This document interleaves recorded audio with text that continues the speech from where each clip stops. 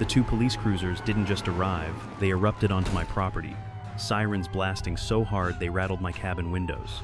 Before I even grabbed my boots, two officers were already at my gate, ordering me to vacate by court order. But something felt off. Their uniforms were too crisp, their badges didn't shine right, and when I asked to see the paperwork, they hesitated just long enough to confirm my suspicion. Then I spotted her behind the fence, holding binoculars like she'd been waiting for this moment. And that's when everything twisted in a way I never expected. I didn't move out here to pick a fight with anyone. If anything, I came to escape people meetings, deadlines, traffic, HOA newsletters threatening fines if I didn't edge my lawn at a uniform angle. For 15 years I'd worked in downtown Portland, trapped in a cubicle farm lit by fluorescent bulbs that buzzed like angry insects. My title sounded impressive, environmental systems analyst, but the job boiled down to long reports nobody read and longer meetings nobody needed. When my dad passed, something shifted. I kept showing up physically, but mentally, I was already gone standing in a field somewhere in Oregon, breathing air that didn't smell like printer toner. So when a small 5-acre property went up for sale just outside Maple Ridge Meadows, an HOA neighborhood I had zero intention of joining, I didn't hesitate. The moment I stepped onto the land, muddy boots sinking into soft earth, I felt something I hadn't felt in years: room to breathe. I bought it outright. No mortgage, no board meetings, no rules except the ones stamped on the county plat map. My plan was simple: start a small organic farm, something sustainable and local. A few greenhouses, a main barn, a modest house. Nothing wild, nothing disruptive, just honest work on my own soil. I built a temporary cabin out of reclaimed lumber, installed a well pump, and cleared the first section of field. The quiet felt like medicine. Then I met her. Her name, at least the name she introduced with, was Marilyn Crestview, president of the Maple Ridge Meadows Homeowners Association. She marched up to my fence on my third day like she had a personal stake in manifest destiny. Cream blazer, manicured nails, perfume so sharp it could strip paint. She held a clipboard like a sheriff's badge and spoke as if God had personally appointed her to enforce decorative wreath regulations. "This land directly impacts our community," she declared, as if the trees had whispered state secrets to her. I told her politely that my property wasn't part of her HOA. I even had the county documents ready on my phone. She didn't look at them. Instead, she smiled with the confidence of someone who'd never been told no in her life. "Well," she said, tapping her pen like a judge's gavel, "we have standards, and we expect them to be met." Behind her stood Bill Thornton, a broad-shouldered board member who seemed permanently exhausted, and Emily Shaw, who looked like she wanted to be anywhere else. Bill snapped photos of my cabin like it was a crime scene. Emily mouthed a silent sorry when Marilyn wasn't looking. Something about Marilyn felt off. It wasn't just the entitlement. It was the way she scanned my land, like she'd already decided it belonged to her. The next morning, a letter appeared on my gate, an official-looking HOA violation notice, accusing me of several imaginary crimes: unauthorized structure, failure to submit building plans, negative aesthetic impact. My land wasn't under her jurisdiction, but she stamped her signature like a brand. I documented everything: photos, screenshots, voice memos. I created a digital folder titled Day 1, Harassment, thinking it would be a funny little archive I'd never need. By day 6, the folder wasn't funny anymore. Another letter, this one more aggressive. Final notice. Fines accumulating, threats of liens, threats of removal, threats of legal action she had absolutely no right to take. That was when I called my attorney, just to confirm I wasn't losing my mind. He laughed not because it was funny, but because he'd seen power-hungry HOA presidents before. "Document everything," he said. "People like this don't stop. They escalate." He didn't know how right he was. Because while the letters piled up, something else happened, something smaller, but more unsettling. I started seeing movement along the hedge line at dusk. A silhouette. Watching. Waiting. And that was the moment I realized Marilyn wasn't just a nuisance. She was planning something. The first real escalation didn't come with shouting or trespassing. It arrived quietly taped to my gate in a pristine white envelope like some kind of suburban ransom note. The letterhead read Maple Ridge Meadows Homeowners Association in embossed gold, as if they'd paid extra just to appear official. Final notice. It screamed across the top, accusing me of violating neighborhood aesthetic standards. It claimed I owed $300 in daily fines, and warned that a lien may be pursued without further notice. A lien on land they didn't own. governed by an HOA I was not part of. I photographed the envelope exactly where I found it, documented every line of text, and dropped it into a folder I renamed Evidence, Escalation Phase. But the next letter wasn't taped. It was nailed to my gate, hammered straight through the cedar with enough force to splinter the wood. This one accused me of ignoring an official compliance request and stated the HOA had full authority to enforce community standards regardless of boundary lines. That line, the one about regardless of boundary lines, was when irritation shifted into something sharper. Someone wasn't confused. Someone was building a fantasy where my land belonged to them. I called my lawyer again. His voice dropped low. Their manufacturing authority. Keep documenting. Do not respond. Not yet. Fine. I could play that game. But they weren't done. On day 9, my phone buzzed at 1:58 a.m. Motion detected. Northgate camera. Still half asleep, I tapped the live feed and felt my stomach tighten. 2 figures had slipped through my gate silhouettes, moving like they belonged there. The first was tall and heavy-set. The second, even in night vision, I recognized the posture, the stiff shoulders, the jittery, irritated movements. Marilyn. She wore dark clothing and carried that same clipboard tucked under her arm, like she was on an inspection tour, instead of wandering onto private property at 2 in the morning. The man with her carried bolt cutters. He used them. My breath caught as I watched him cut through the chain on my gate, then approach my cabin. They circled it, tugged on windows, tested the door. Every flash of Marilyn's phone camera lit up the darkness like lightning. She wasn't documenting violations. She was casing the place. When the door wouldn't budge, they gave up and retreated to an SUV waiting off the road. The timestamp read 2:47 a.m. By the time the sun came up, I had already downloaded the footage, taken screenshots, and prepared everything for a police report. Officer Daniels from the county sheriff's office came out, took one look at the video, and cursed under his breath. You want to press charges? Absolutely. He warned me it might not stop her. People like this, when they feel their control slipping, they double down. I believed him. I just hoped he was wrong. He wasn't. 3 days later, I turned on my kitchen light and nothing happened. I flipped the switch again. Nothing. The power wasn't out. It had been cut. Outside, the power line feeding my property dangled in 2 cleanly sliced sections. Whoever did it knew exactly where to cut. My water line also shut off. The valve handle was missing. The gate cameras were painted black spray paint dripping down the casing. But they'd made a mistake. The new cameras hidden between branches and under the eaves had recorded everything in bright, beautiful 4 kelvins. Watching the footage felt surreal, like seeing a crime documentary about my own life.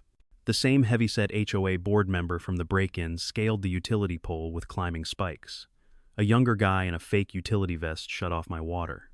And 10 feet behind them, half hidden by the shadow of a maple tree, stood Marilyn. She held her phone to her ear, gesturing like she was directing a movie scene. The rage hit me so fast I had to put the phone down before I cracked the screen. Cutting utilities isn't harassment. It's a felony. She had crossed from petty tyranny into criminal sabotage. I called the sheriff again. This time, Daniels didn't just take notes. He brought another deputy and treated the scene like an active investigation. They photographed everything, bagged the spray paint cans someone had dropped, and asked for copies of all videos. You've built one hell of a case, Daniels said. But be ready. People like her rarely go quietly. He didn't know how prophetic that would be.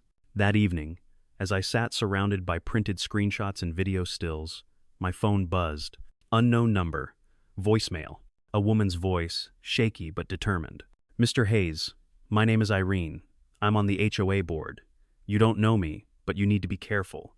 Marilyn is planning something tomorrow night. Something big. I couldn't stay quiet. The message ended abruptly. My heart pounded not from fear, but from certainty. Marilyn Crestview wasn't just obsessed with control. She was spiraling. And spiraling people don't de-escalate. They detonate. So I did what my lawyer had told me from the start. I prepared.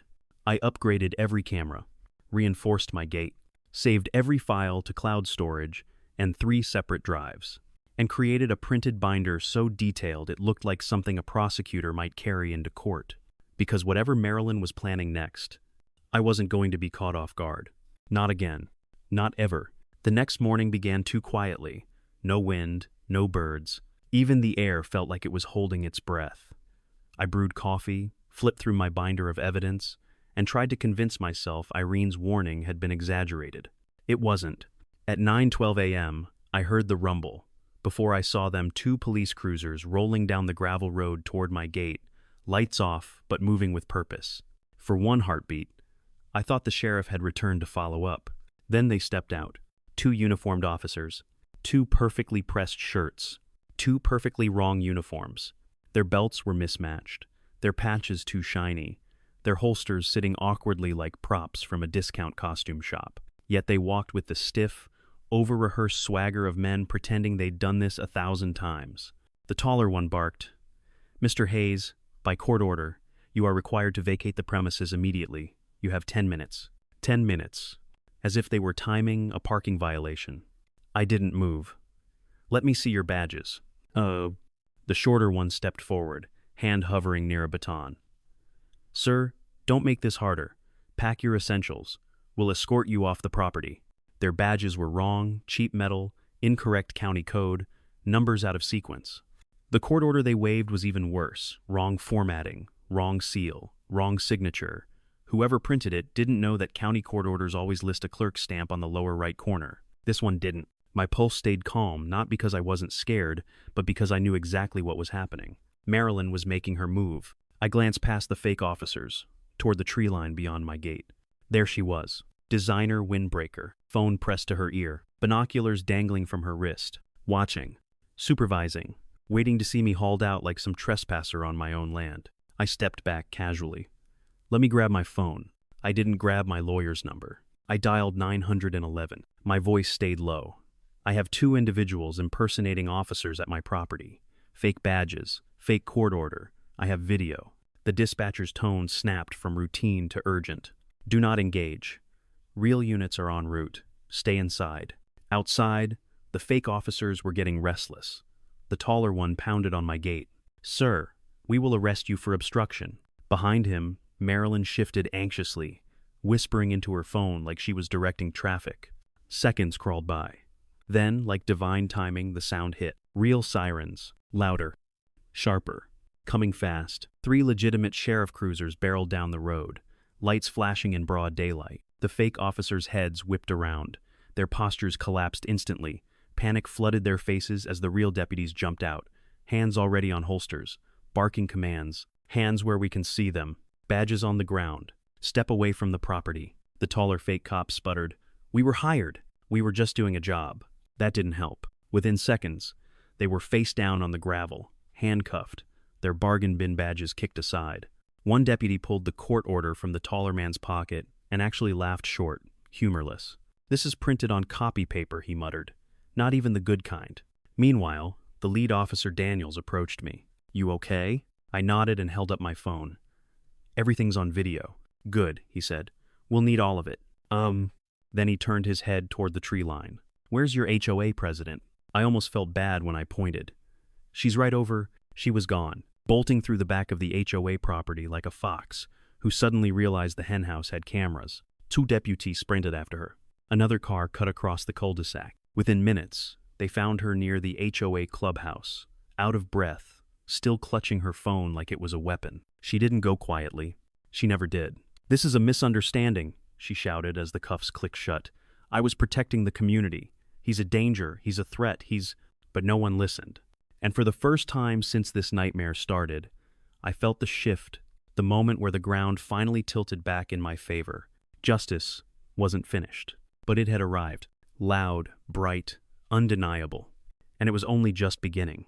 The hours after, the arrests feel almost unreal in my memory, like watching someone else's documentary unfold around me. At the sheriff's office, they sat me in a small interview room, poured me lukewarm coffee, and asked me to walk them through everything from the first letter on my gate to the moment the fake cops hit the gravel. When I opened my binder, the detective actually blinked. "Mr. Hayes," she said, "this is better organized than half the case files in this building." I didn't know whether to take that as praise or a concerning insight into the county justice system. We reviewed each piece of evidence: trespassing footage, sabotage footage, fake letters, screenshots, audio files, photos, timestamps. With each new item, the detective's expression darkened. "This isn't harassment," she finally said. "This is a pattern." By the end of the day, she'd confirmed 9 separate charges being filed against Marilyn Crestview. The impersonators? They folded immediately, naming her without hesitation. The man who cut my power admitted everything. The young guy in the fake utility vest seemed genuinely shocked that shutting off someone's water counted as a felony. By evening, the county prosecutor's office had taken over. And just like that, the woman who'd strutted around with a clipboard like a crown was now facing real consequences, documented, undeniable, and carved into the legal record. Marilyn's arrest detonated through Maple Ridge Meadows like a thunderclap. The next day, I stood on my property sipping coffee, watching HOA residents gather in small, murmuring clusters. I didn't wave. I didn't smile. I didn't owe them anything. But I did notice one thing. Their eyes weren't on me. They were on each other. On the mess they'd ignored. On the president they'd worshipped. A few brave ones approached the fence. "Mr. Hayes, we're sorry," one older woman said, wringing her hands. "We should have asked questions. We should have known better." I shrugged politely. People believe what they want to believe. Another neighbor chimed in. "We didn't realize she'd gone off the rails. She said you were dangerous, planning something industrial. She said the board had proof." Proof. I almost laughed. Her proof had been a photo of my cabin with the brightness turned up like a UFO sighting. More apologies came. I accepted them with nods, not warmly, but not coldly either. I understood. Authority, even petty neighborhood authority, can hypnotize people, but trust wasn't something I handed out like business cards. Not anymore. 3 weeks later, the preliminary hearing began. I sat in the back row, binder in my lap, as the prosecutor laid everything out calmly, methodically, devastatingly. Marilyn arrived in a muted suit, hair no longer perfect, expression brittle. When the prosecutor played the video of her directing the utility sabotage, the room went utterly silent. No excuses. No reinterpretation. No HOA rulebook to hide behind. Her attorney advised her to take a plea deal. For once, Marilyn listened. She pleaded guilty to several charges: criminal conspiracy, impersonation of an officer through hired agents, trespassing, vandalism, attempted unlawful eviction, tampering with utilities. The judge sentenced her to 18 months in state prison, restitution payments, probation, and a permanent ban from holding any HOA leadership position in Oregon. The moment the bailiff approached her, something in her posture broke, not dramatically, not theatrically, but in a small, tired way. A lifetime of control slipping out of her fingers. She didn't look at me as she was led out. She didn't need to. The message was carved into every consequence she now faced. With the case closed, my life slowly returned to what it was supposed to be. Quiet, intentional, grounded. I finished the greenhouse, installed drip irrigation, cleared the south field for tomatoes, even upgraded my cabin into a sturdier home. The HOA, under new leadership led by Irene, sent a formal apology, printed on real paper, not gold-embossed fantasy stationery. They even revised their bylaws to clearly define jurisdiction boundaries so nothing like this could ever happen again. One afternoon, Irene came to my gate. "We can't undo what happened," she said, "but we can make sure it never happens again." This time, I believed her. A month later, I hired a contractor to build something I'd been planning since the earliest conflict. A boundary wall.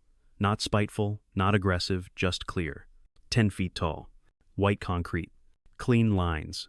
Vines growing up the inside. LED path lighting at dusk.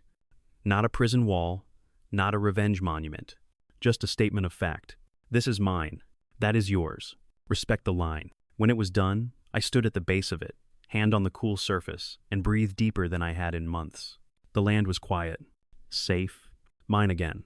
Sometimes, peace isn't the absence of trouble. Sometimes, peace is a boundary clear, firm, and earned. And after everything I'd survived, after every threat, every letter, every midnight trespass, I'd earned this peace. Every inch of it.